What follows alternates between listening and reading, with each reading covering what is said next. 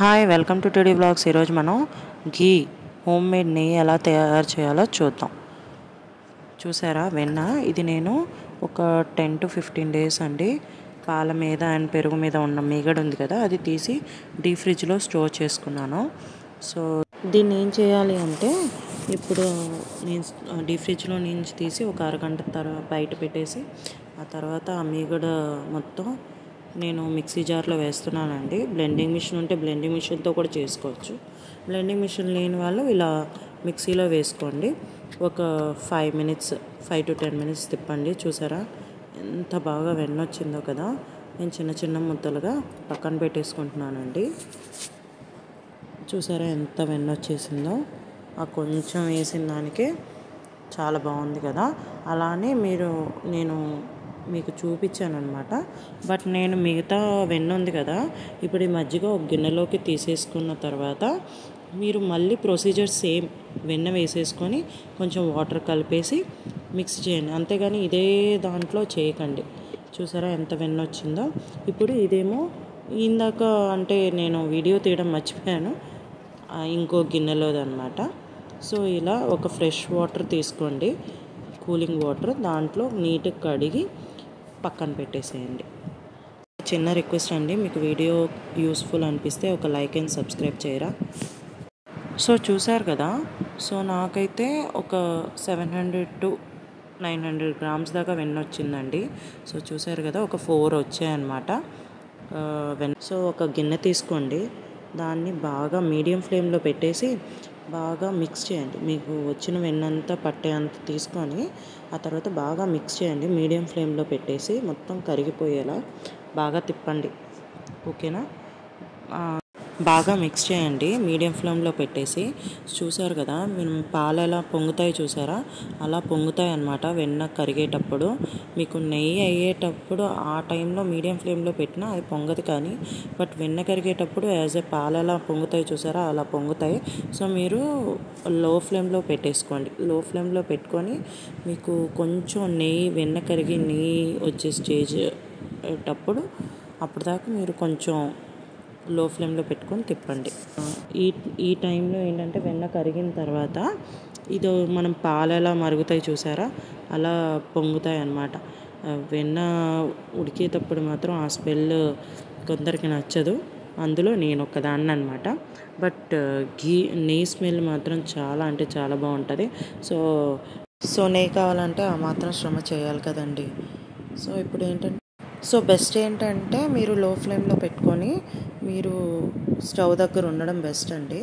చూసారా, ఇప్పుడు ఏంటంటే వెన్న కరిగిపోయి సైడ్స్లో మీకు కనపడుతూ ఉండిద్ది, నెయ్యి సపరేట్ అవుతుందన్నమాట. సో వెన్న కరిగిపోయి మీకు నెయ్యి వస్తుంది చూసారా. సో లో ఫ్లేమ్లో పెట్టుకొని మీరు తిప్పుతూ ఉండండి. చూడండి ఇప్పుడు. సో ఈ టైంలో మాత్రం మీరు మీడియం టు లో ఫ్లేమ్లో పెట్టి, ఎందుకంటే లో ఫ్లేమే బెస్ట్ అండి, బికాజ్ మాడకుండా ఉండిద్ది. నేను మీడియం ఫ్లేమ్లో పెట్టుకుంటూ, ఎందుకంటే నేనైతే అక్కడే ఉన్నాను అనమాట.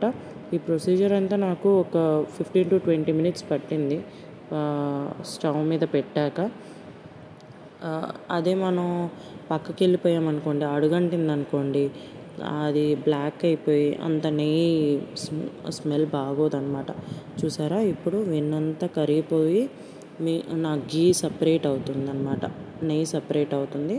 సో నేను అక్కడే ఉండి లో ఫ్లేమ్లో పెట్టుకొని తిప్పుతూ ఉన్నాను అనమాట, ఎక్కడైనా అడుగు అంటుతుందేమో అనేసి. సో మనం ఎంత చేసినా కొంచెం అడుగు అంటిద్ది, బట్ మరీ బ్లాక్గా అవ్వదండి. ఇప్పుడు చూసారా, ఈ టైంలో ఏంటంటే నెయ్యి అవుతుందన్నమాట, వెన్నంతా కరిగిపోయి. సో ఇది వచ్చేసి లైట్ గోల్డ్ ఉంది. మనకు కావాల్సింది ఏంటంటే గోల్డ్ కలర్లో, ఓకే, ఆ కలర్కి వచ్చేదాకా మనం లో ఫ్లేమ్లో పెట్టుకొని తిప్పుతూ ఉండాలి. ఇప్పుడు మనకి డార్క్ గోల్డ్ కలర్కి వచ్చేదాకా తిప్పుకుంటూ ఉండాలన్నమాట. మీకు స్మెల్ అర్థమైపోయిద్ది అన్నమాట. మీరు హై ఫ్లేమ్లో మాత్రం పెట్టకండి, బికాజ్ అడుగునున్నది ఏమైనా పార్టికల్ అట్టుకొని ఉందనుకోండి, అది మాడిపోయి అది నెయ్యిని స్మెల్ అంతా మాడిపోయిన స్మెల్ వస్తుంది. సో అందుకని మీరు జాగ్రత్తగా చూసుకోండి. నెయ్యి, హోమ్మేడ్ నెయ్యి అంటే చాలా మంచిదండి ఆరోగ్యానికి కూడా. ఎన్నో విటమిన్స్, మనకి డైజెషన్ ప్రాబ్లమ్స్కి వాటన్నిటికీ చాలా మంచిది. ఏదైనా మితంగా తింటే మనకి హెల్త్కి మంచిదే. సో హోమ్మేడ్ కంటే ఏది బెస్ట్ ఫుడ్ దొరకదు.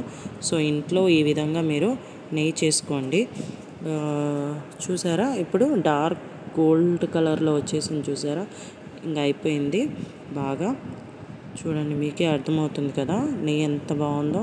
నాకైతే స్మెల్ మామూలుగా లేదండి, నెయ్యి స్మెల్. నేను ఒక కంటైనర్ తీసుకున్నానండి స్టీల్ది.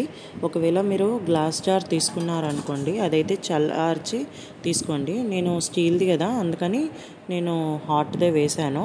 మీరు చూడండి, నాకైతే చాలా అంటే చాలా స్మెల్ చాలా నచ్చిందండి, చాలా బాగుంది. ఇప్పుడు చూసారు కదా, ఈ బ్రౌనిష్గా ఉన్నప్పుడే వెన్న మీరు దించేయాలి. బికాజ్ అది మాడిందనుకోండి మీకు స్మెల్ అంతా, నెయ్యి కూడా బ్లాక్గా అయిపోయి మీకు అంత స్మెల్ మంచిగా రాదనమాట.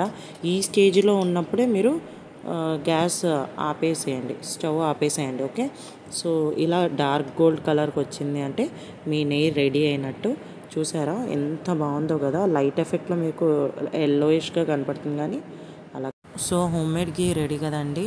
Thank you for watching.